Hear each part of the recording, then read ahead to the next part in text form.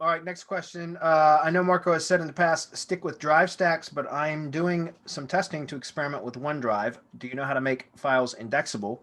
I set the folder to public and can access the URL in non-signed in browsers and also submitted to Indexer. However, I can't seem to index the files in serps. I don't know that they will index. I've not tested with that for indexing purposes.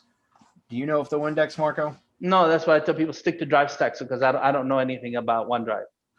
Haven't been in it. We might get. I know Brian does a lot with cloud documents, not just Cato? OneDrive, but yeah, Brian Cato. So he might be a good person to answer that. I can't answer because I just don't. I don't go anywhere that I don't need to because I get maximum effect, maximum power out of Google. Yeah, I started to experiment with that several months ago, just a little bit, and then I got sidetracked and I never picked it back up. So I can't offer any advice on that either.